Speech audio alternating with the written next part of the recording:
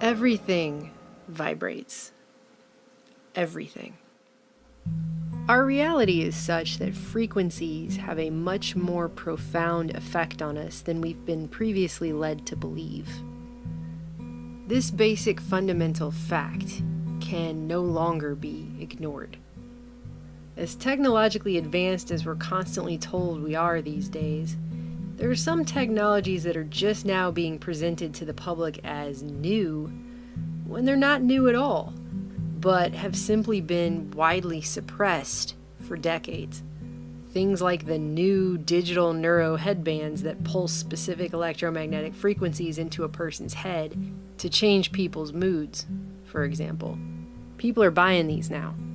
This is a thing. But it was proven that that type of technology worked decades ago. It has also come out in recent years that frequencies can cure diseases, including cancer. Professor Anthony Holland even gave a TED Talk called Shattering Cancer with Resonant Frequencies a couple years back, where he discussed that specific oscillating pulse electrical fields can destroy everything from cancer cells to MRSA. Over the course of 15 months, we try hundreds and hundreds of frequencies, if not thousands, until we find the magic combination. The answer is you have to have two input frequencies, one low, one high, and the higher frequency must be 11 times the lower. It's what we musicians would call the 11th harmonic. And when we add the 11th harmonic, we begin to shatter microorganisms like a crystal glass. Not that you probably heard about it on the nightly news or anything. As someone pointed out in the comments on his video, phrases like "they hadn't seen anything like it and it seems to be a new phenomenon" made viewers who know about the organized suppression of such technologies since at least the 1930s want to slam their own heads into a wall. If you haven't heard of Dr. Royal Raymond Rife, this is someone who's been referred to by those who personally knew him as a genius. He was a scientist and inventor, and starting in the 20s, he began building a large and very complex microscope capable of magnifying objects 31,000 times, compared with the maybe 1,700 times that were available on standard microscopes in the 30s and 40s. By 1940, he had invented a 2-foot microscope weighing 200 pounds that included 5,682 parts, which enabled him to see viruses and bacteria in a way that no other scientist had at that time. Because these organisms were so tiny, he designed a method of staining them with light. And through this work, he came to understand that living things, including pathogens and viruses and bacteria, have their own frequency or oscillation pattern. And just like a specific musical note can shatter a wine glass if sung at the resonant frequency of the glass, he found specific frequencies could be used when matched up with specific pathogens in order to destroy them. And as he continued to isolate viruses and bacteria and locate their frequencies, he also claimed he discovered the virus responsible for cancer. Using resonance, or what he termed the mortal oscillatory rate of the virus, he was able to kill it in laboratory experiments over and over and over. He completed hundreds of experiments on tumors in rats purposefully infected with the isolated cancer virus before ever attempting to use these frequencies on people. In 1934, he famously tested out his device on 16 terminally ill cancer patients. Out of 16, 14 of them, all but 2, were certified medically cured in just 3 months. Of his treatment, Rife would later write, "With the frequency instrument treatment, no tissue is destroyed, no pain is felt, no noise is audible, and no sensation is noticed. A tube lights up and 3 minutes later the treatment's completed. The virus or bacteria is destroyed, and the body then recovers itself naturally from the toxic effect of the virus or bacteria. Several diseases may be treated simultaneously." His findings were at first widely published. In June of 1940, the LA Times reported, "For organisms too small to be stained, an ingenious illuminating system is used. The system utilizes Rife's theory that organisms respond to certain wavelengths, a theory he carries to finality by bombarding disease germs with radio waves which are tuned to those of the minute man-killers. And the virus he says occurs in cancer has, Rife insists, disintegrated under such radio waves." Rife was hailed in the scientific and medical communities for his discoveries, at first. By 1937, he'd established a company called Beamray with several colleagues, and 14 of his machines were manufactured.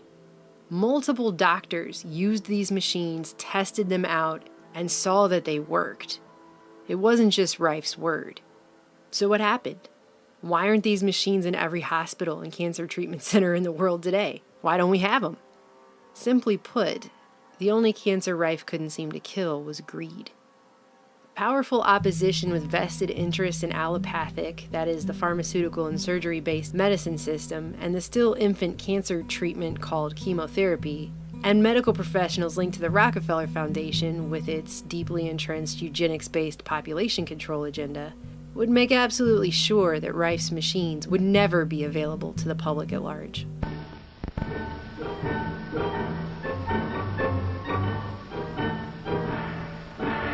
If you notice an absence of stethoscopes, thermometers, and other medical paraphernalia, don't let it upset you. This doctor doesn't go in for them. He's got something better. She doesn't even have to undress. The machine will find out what's wrong. The modern counterpart of the ancient medicine man. He's traded in his boar's tooth and magic wand for an electrical appliance. But his stock in trade is still ignorance and superstition. The 20th century witch doctor talks in terms of atomic rays and supersonic vibrations. He's what's generally referred to as a quack doctor. But somehow that term just doesn't cover my feelings on the subject. To me, the term murderer is much more appropriate. One such big pharma stooge was Dr. Morris Fishbane, head for a time of the American Medical Association, and described by Bob Wallace on LouRockwell.com as a shakedown artist hell-bent on destroying naturopathic medical inventors he couldn't buy out. The story goes that Fishbane sent an attorney to make a token attempt to buy out Rife, and Rife refused. And although no one knows the exact terms of the offer, it was probably similar to the one Fishbane made to Harry Hoxsey for his herbal cancer remedy, which Fishbane later had to admit in court worked on skin cancer. On a television screen, it must look very much like a jar of chocolate syrup. It's not. It's cancer salve, and it's deadly. If it's killed before, it'll kill again. When it doesn't kill, it maims. It never cures. Fishbane and his associates would receive all the profits for 9 years, and Hoxsey would receive nothing. Then if they were satisfied it worked, Hoxsey would begin to get 10% profits.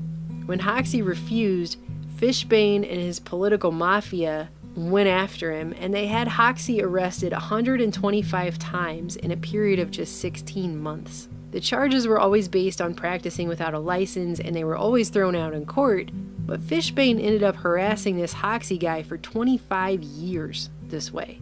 The only good thing that came out of any of it is that the scandal ultimately forced Fishbane to resign.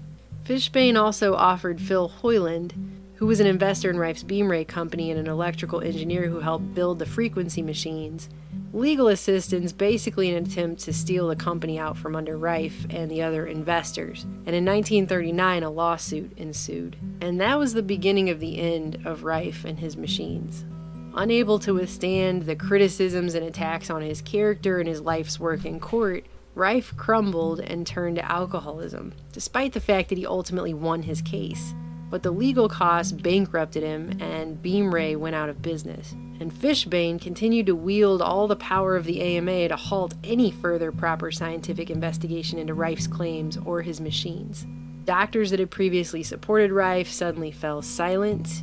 One of his partners, Arthur Kendall, all of a sudden retired to Mexico after receiving a magical gift of $250,000 from guess who.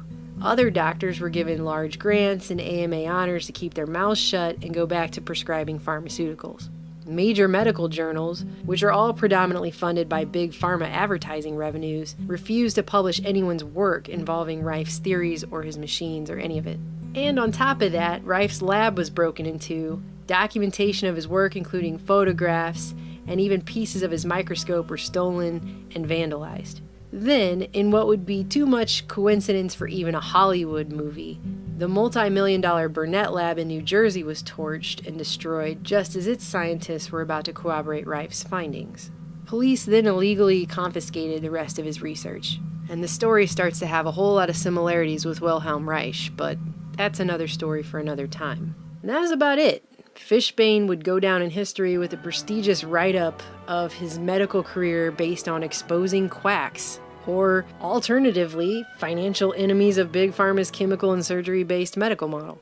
And it wasn't just Fishbane. There was a coordinated effort to ensure that other doctors didn't even attempt to follow in Rife's footsteps. Dr. Cornelius P. Rhodes, an oncologist, Rockefeller Institute alum, and head of the Chemical Warfare Service during the last 2 years of World War II, spent 2 decades from 1939 to 1959 as the head of Memorial Sloan Kettering, the nation's premier chemotherapy advocate, where Rhodes was helping to shape the newly emerging quote-unquote treatment of cancer with chemotherapy. He too prevented other doctors from even attempting to replicate Rife's work, pulling strings to get research funding canceled for those who even dared to try. Rhodes not only prevented Dr. Irene Diller from announcing the discovery of the cancer microorganism to the New York Academy of Sciences in 1950, but he got Dr. Caspi slapped with a nasty IRS investigation and her laboratory funds canceled after she announced a similar discovery in Rome 3 years later in 1953. Rhodes, it should be pointed out, would also go down in history as a potential murderer. In the 1930s, when Rhodes was sent down to Puerto Rico for the Rockefellers' Anemia Commission, he had a drunken night where he returned back to his house to find his car had been vandalized and proceeded to write a disgusting racist confession of both murder and attempted murder by injecting people with cancer to a colleague. He wrote they being Puerto Ricans, are beyond doubt the dirtiest, laziest, most degenerate and thievish race of men ever inhabiting this sphere. It makes you sick to inhabit the same island with them. They are even lower than Italians. What the island needs is not public health work, but a tidal wave or something to totally exterminate the population. It might then be livable. I have done my best to further the process of extermination by killing off 8 and transplanting cancer into several more. The latter has not resulted in any fatalities so far. The matter of consideration for the patient's welfare plays no role here. In fact, all physicians take delight in the abuse and torture of the unfortunate subjects. 13 people died under Rhodes' quote-unquote care in Puerto Rico. And the Rockefeller public relations firm got into full swing, coming out to say that Rhodes was simply writing a fantastic and playful letter for his own amusement, a satire piece, if you will. Because as we all know, when you're just in a playful mood, that's the kind of letter that you write.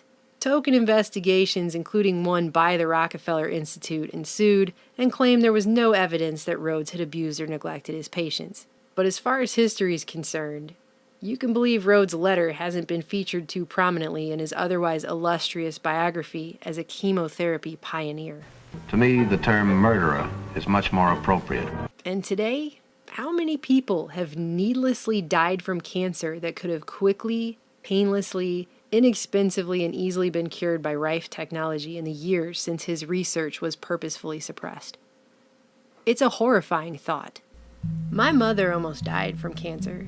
She was diagnosed back in 2007, and they gave her a grueling chemotherapy treatment set that included one she later found out wasn't even for the type of cancer she was diagnosed with. They just threw it in, like a little added bonus. And when all was said and done, and her immune system had been utterly destroyed, but her cancer went into remission, the doctors turned around and informed her that it would probably come back in 5 to 10 years.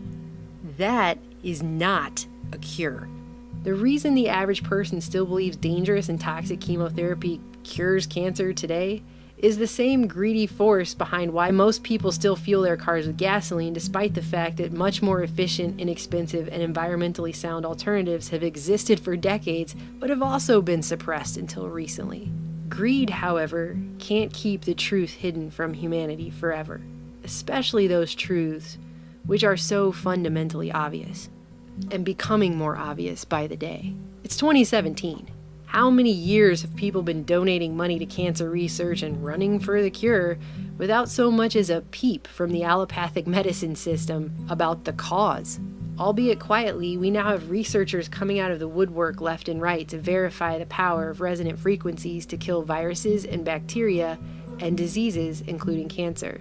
2 doctors in 2014 published a paper in Global Advances in Health and Medicine titled Life Rhythm as a Symphony of Oscillatory Patterns. Electromagnetic energy and sound vibration modulates gene expression for biological signaling and healing. It's a very interesting paper.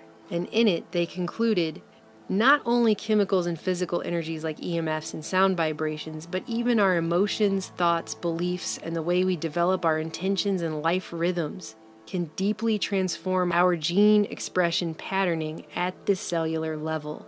This finding may disclose unexpected chances to develop self-healing processes based on further utilization of this remarkable human potential. The paradigm emerging here moves from a purely biochemical viewpoint based solely upon physical concepts of energy and momentum transfer and their implications for biochemistry to a holistic information-based paradigm.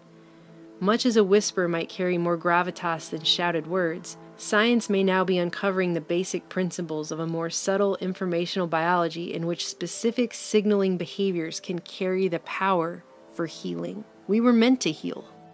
We were made to heal. We all know how well the big pharma medical model of filling ourselves up with chemicals and ripping out all our vital organs has served us. These aren't cures. It's sick care, not health care. It's only a matter of time before the medical and scientific communities are going to be forced to admit that Rife was right, or they'll risk losing the last few shreds of credibility they even have, if they have any, in a world where it's become all too obvious we've been purposefully held hostage in a technology bubble.